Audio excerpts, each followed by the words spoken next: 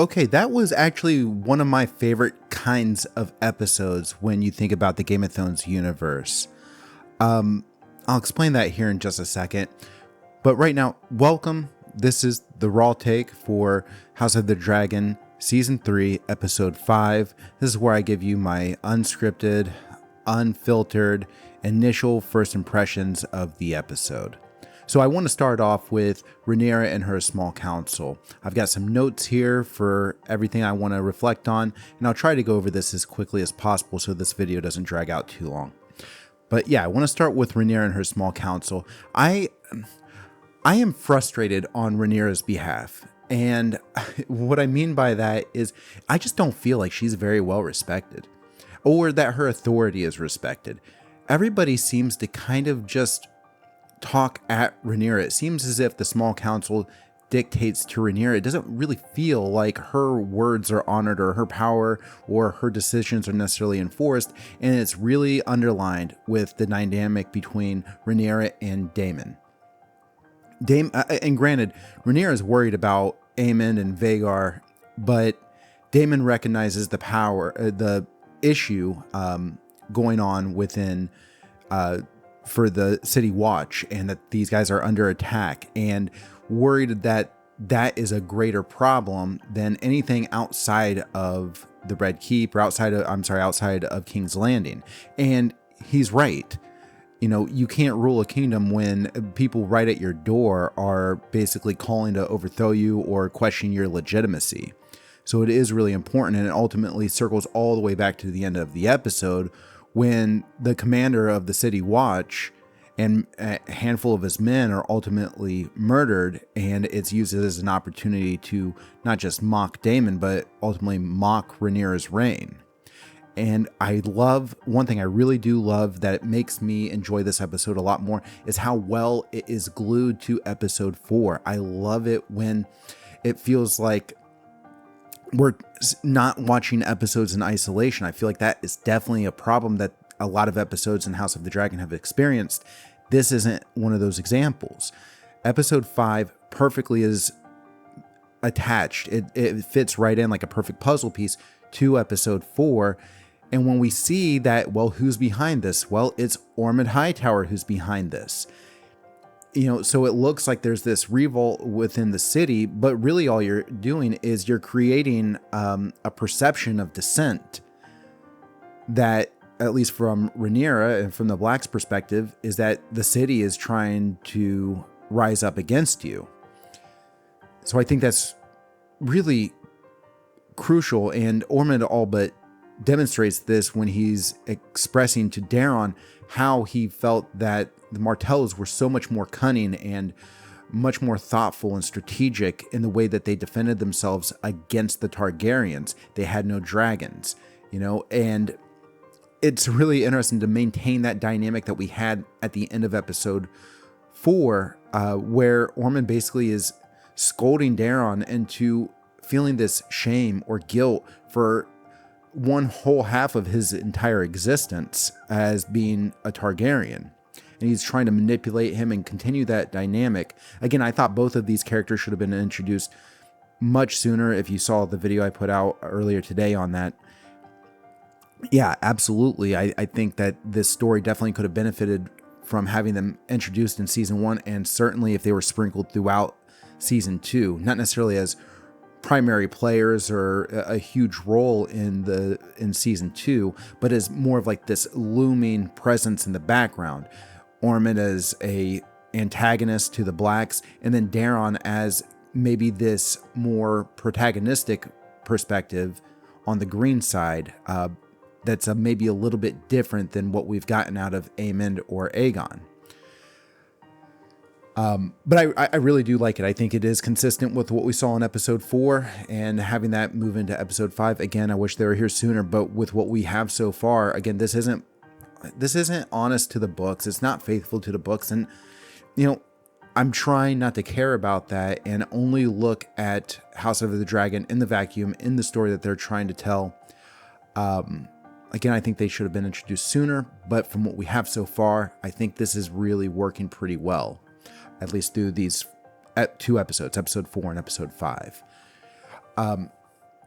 Staying with the greens here, let's look at Helaena and Alicent. I do like, again, as I said, gluing the two episodes together. A problem was introduced in episode 4, and we're starting to see how Alicent deals with avoiding the consequences of Helaena being pregnant here in episode 5.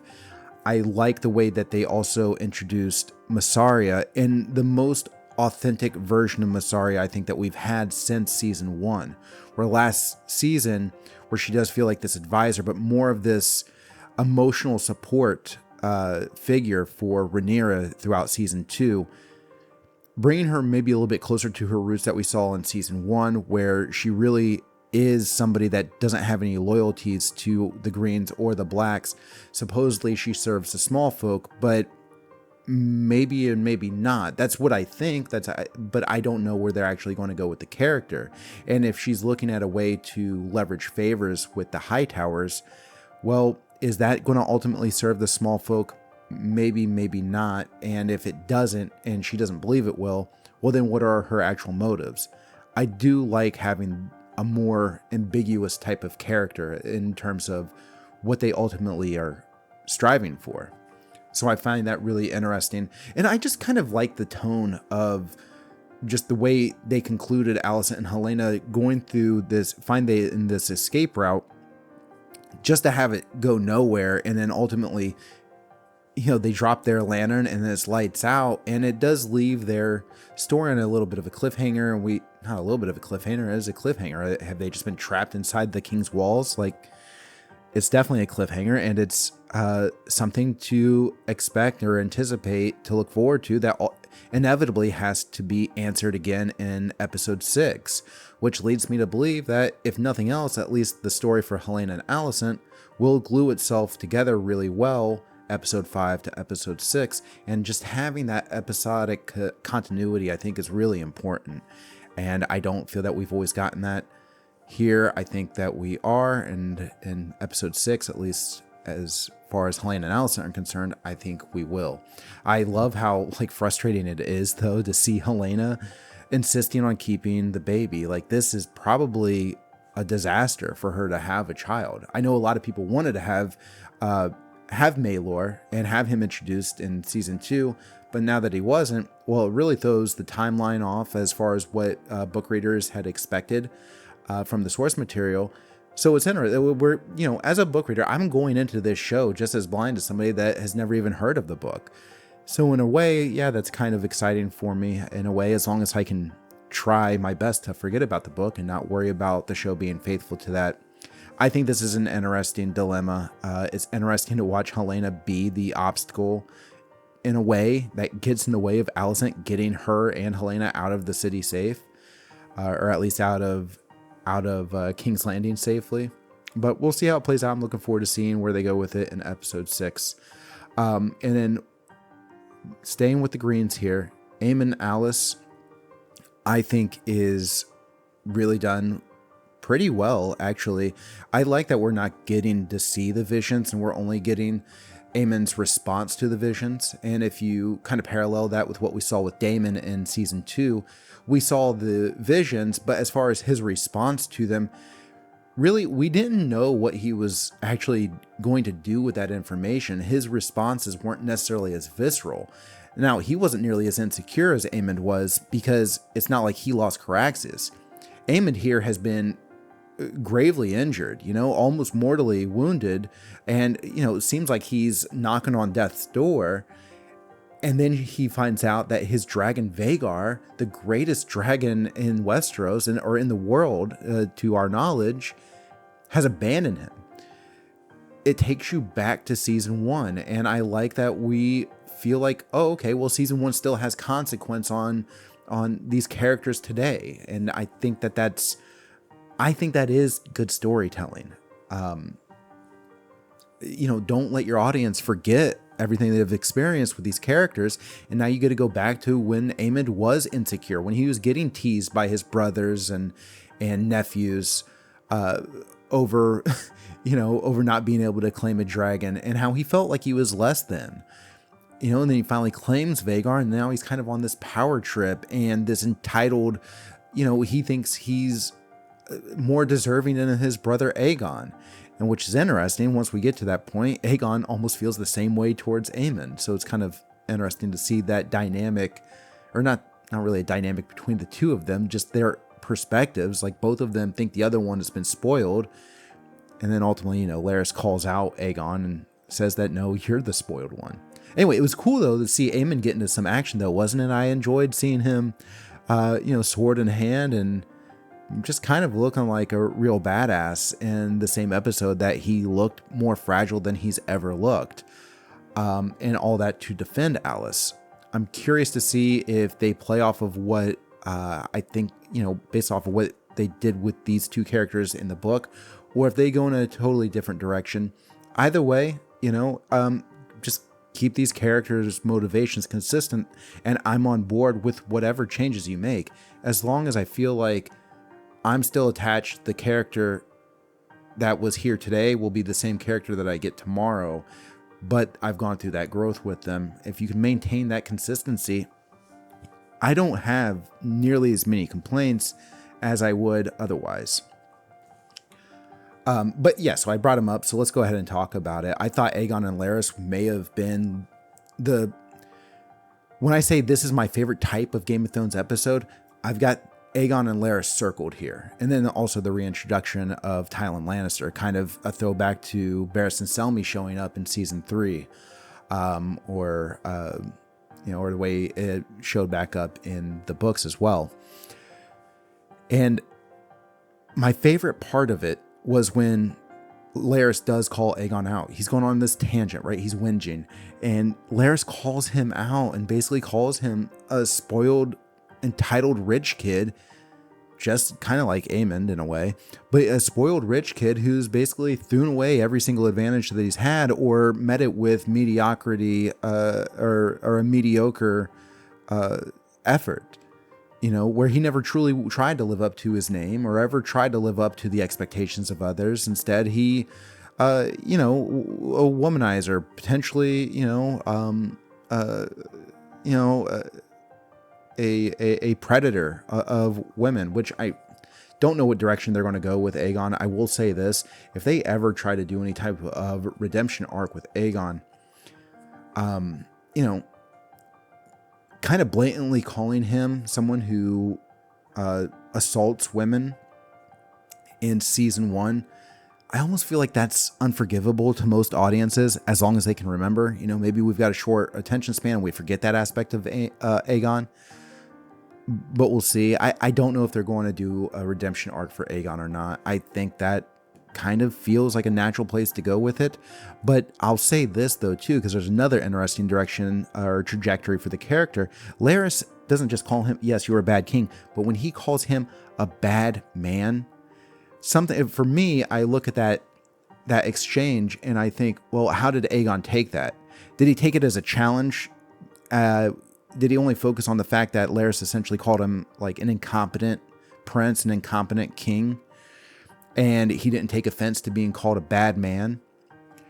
And then does that mean he looks at it and he's like, you know what? Instead of being mediocre as a bad king or being mediocre as a bad man, I'm going to be a much better, put much more effort and be a much more competent bad person.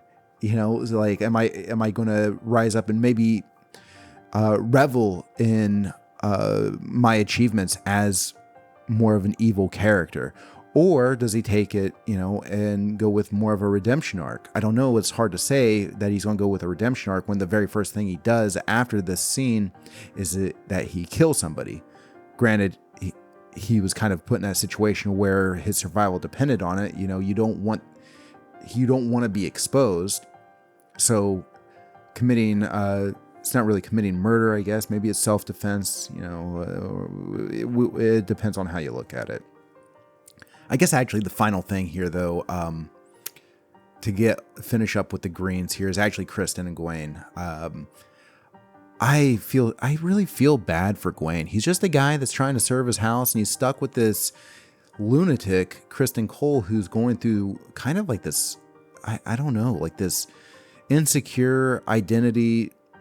almost like imposter syndrome, right? Where like, he lives amongst royalty, but he's not really one of them.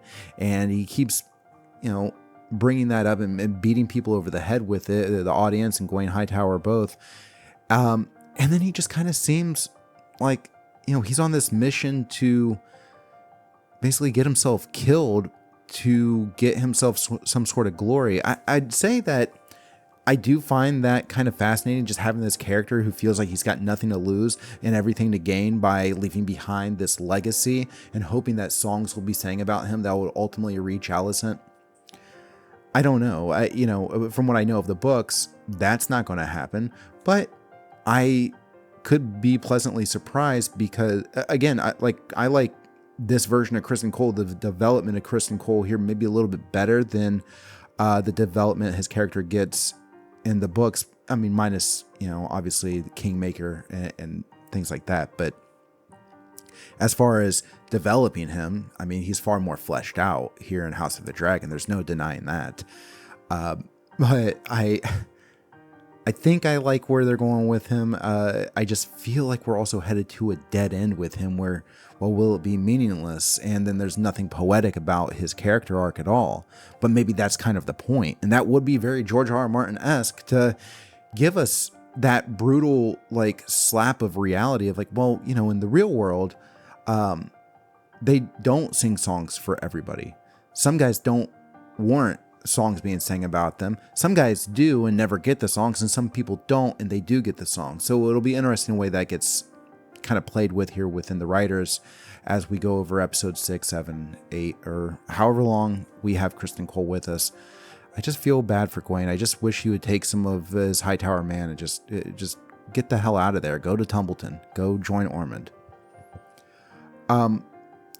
Overall, I want to say I just really, really do enjoy this type of episode. I feel like they did a really good job at letting us see what's going on with so many different characters, not staying too long with one particular character group at all.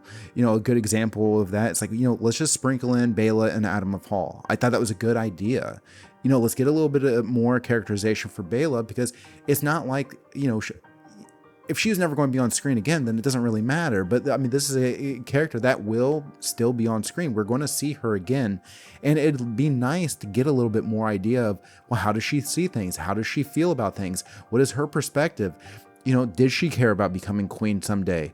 It sounds like she did. It sounds like she had an idea, a path, an idea of where her life was going. And now that's been totally ripped away from her. And now what does she do? And then having somebody as charming as Addam of Hull there, a character who I think has been kind of grossly underutilized in the show, considering, this is a dragon rider. He's Corlys Velaryon's bastard son, who's been denied the legitimacy by Rhaenyra. And yet, really, when it comes to Corlys's bastard sons, well, most of the focus has been on his son, Alan. Which definitely different from the books, and that's okay. We'll see what happens. I just feel like Addam of Hull needs more screen time. So anytime I see them put him on screen and then putting him on screen with Baela, whatever that might be, kind of curious to see where they go. Obviously they're hinting at some sort of romance there, but this House of the Dragon, it's Game of Thrones, so may not be as Shakespearean-esque as we'd like. But, we'll just have to kind of wait and see how this all plays out. I love the conclusion. There was this darkness, right? You have Criston Cole's monologue playing over in the voiceover.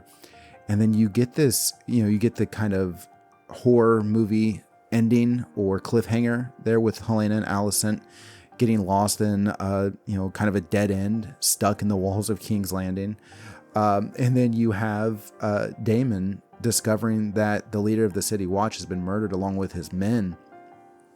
And it kind of just ties into this looming threat that is Ormund Hightower and some of the strings that he can pull seemingly from the shadows. I think it sets us up to have a great episode 6. It doesn't mean we're going to have a great episode 6, but what I would say is that episode 4 and episode 5 has laid a really good foundation here for this second half of the season. I'm really excited to see it. This is the most optimistic I've felt about House of the Dragon probably since the Rook's Rest episode, so episode 4 of season 2. So I'm happy about it. As a book fan, you really just got to throw the book away. I think that it would be in the best interest of any book reader who wants to continue watching House of the Dragon. It's what I'm trying my hardest to do. If I focus on the book, I'm not going to give this show a chance at all. There's plenty of mistakes. Sure, I can point those out left and right, and I can nitpick it. And maybe tomorrow, after thinking about this episode and reviewing it, rewatching it numerous times, maybe I'll find something that made absolutely no sense, and I'll be just as negative tomorrow as I was before I watched this episode. I hope that's not the case. I hope this episode, holds up on a second viewing, third viewing, etc. Guys, that's just my thoughts. Those are my unfiltered opinions. I would actually really like to hear yours. I've tried to avoid looking at any reviews for the most part. I've seen a couple. It seems like it's gotten a good reception. I have seen a couple claims of nitpicking, mostly book fans. And, I'm on their side in a way. I'm not on their side in other ways. But I thought this was a good episode. Let me know what you guys think. Thank you so much for watching.